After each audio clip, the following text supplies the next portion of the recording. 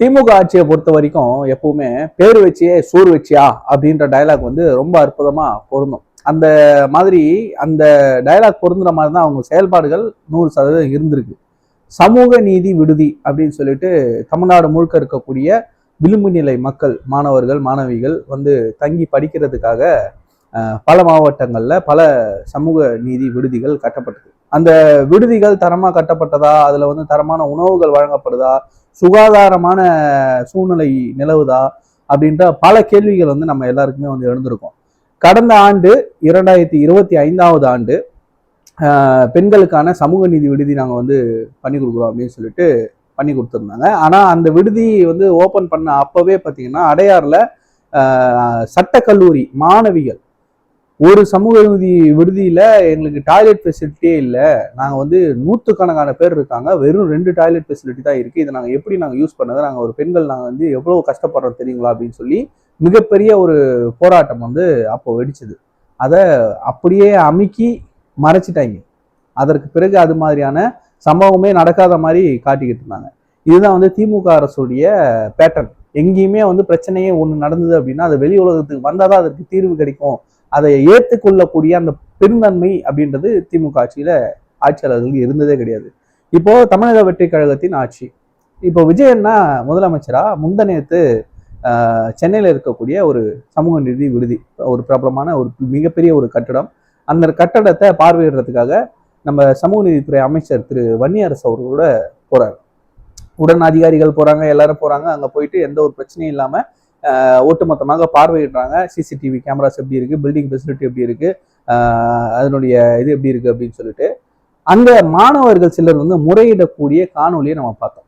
இந்த காணொலியில கையை கட்டிக்கிட்டு அவங்க சொல்ற எல்லாத்துக்கும் வந்து தலையாட்டி அதை காது கொடுத்து கேட்கக்கூடிய ஒரு முதலமைச்சரை நம்ம இப்போ பார்க்குறோம். இதற்கு முன்னாடி முதலமைச்சர் மனு கொடுக்க வந்தாலும் அதை வாங்கி பித்திக்கு வாரி போடுறது, அப்புறம் வந்து இப்படி தட்டி விடுறது, இந்த மாதிரியான வேலைகள்லாம் வந்து நிறைய பார்த்துருக்கோம்.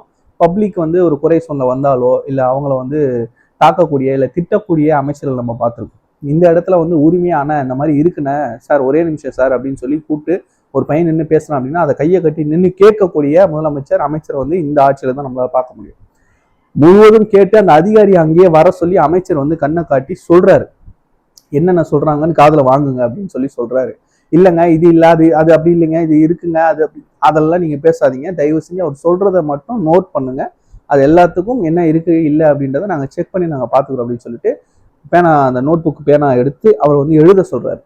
இதுதான் வந்து முக்கியமா நோட் பண்ண வேண்டியது. ஏன்னா அவங்க சொல்றதுக்கு இவங்க என்ன சொல்றாங்க கவுண்டர் அப்படின்றத கேட்கறதுன்றது அப்புறம், அதை நம்ம தனியா பேசிக்குவோம். பட் முதல்ல குறை, இது எனக்கு பிரச்சனை அப்படின்னு சொல்லக்கூடியவங்க கிட்ட அந்த பிரச்சனையை காது கொடுத்து கேட்க கத்துக்குங்க, எதிர்கருத்தை வைக்கிறதுலாம் அப்புறம் அப்படின்றத முதலமைச்சர் ரொம்ப தெளிவா அந்த இடத்துல உணர்த்துறாரு. ஸோ அந்த பசங்களும் வந்து ரொம்ப இயல்பா அங்கே இருக்கக்கூடிய உணவு பிரச்சனையை சொல்றாங்க, டாய்லெட் பிரச்சனைகளை சொல்றாங்க, ஹீட்டர் வரதில்லைன்னு சொல்றாங்க, ஆர்ஓ வாட்டர் வரதில்லைன்னு சொல்றாங்க. அண்ட் தென் நைட் டைம்ல இந்த மாதிரி வந்து எல்லாருமே படிக்கக்கூடிய பசங்கள்லாம் பார்ட் டைம் வேலை பார்த்துக்கிட்டு தான் படிக்கிறாங்க. இந்த இடத்துல வந்து யூபிஎஸ்சி படிக்கிறவங்க இருக்காங்க, டிஎன்பிஎஸ்சிக்கு எக்ஸாம்ஸ்க்கு படிக்கிறவங்க இருக்காங்க, காலேஜஸ்ல படிக்கிறவங்க இருக்காங்க. அது மட்டும் இல்லாம இங்க வந்து பார்ட் டைம்ல வேலை பார்த்துக்கிட்டு அதுக்கப்புறம் வந்து இங்க நைட்டு தங்கிறதுக்கு வரும்பொழுது நிறைய நாட்கள் இங்க வந்து கதவு பூட்டப்பட்டிருக்கும், திறக்க மாட்டாங்க, நாங்க வந்து வெளியே கொசுக்கடியில தான் பசங்க படுத்திருப்பாங்க, இந்த மாதிரியான விஷயங்கள்லாம் நடக்குது, எங்களுக்கு இந்த மாதிரியான ரெஸ்ட்ரிக்ஷன்ஸ்லாம் இருக்கு, இதுக்கெல்லாம் வந்து கொஞ்சம் ஃப்ரீடம் வேணும், வெளியே இருந்து பார்க்கறதுக்கு பலபலன்னு பெரிய பில்டிங்கா இருக்கு, ஆனா உள்ள வந்து பாத்தீங்கன்னா இவ்வளவு பிரச்சனை இருக்கு, உணவுல வந்து தரம் இல்லை, உணவுப் பொருட்கள் வந்து எங்களுக்கு சத்தானதா கிடைக்கிறது இல்லை அப்படின்ற பல குற்றச்சாட்டுகளை அவங்க வச்சுக்கிட்டு இருக்காங்க. ஸோ இதெல்லாம் இந்த துறையில இருக்கு அப்படின்றதே இன்னைக்கு தான் நம்மளுக்கு தெரிய வருது. இதனால ஏன் தெரிய வரலன்னா அதை தெரியப்படுத்த வேண்டிய மீடியாக்கள் தெரியப்படுத்தல. இன்னைக்குதான் உண்மையான மீடியாக்களா செயல்படுது. இன்னைக்குதான் இந்த உண்மையான மீடியாக்களா செயல்படுது அப்படின்றத நம்ம வந்து சொல்ல முடியும். ஸோ இந்த பதிவை பத்தின உங்களுடைய கருத்துக்கள் என்ன அப்படின்றத கமெண்ட்ல சொல்லுங்க. நன்றி. நான் உங்களுடன் கேர்.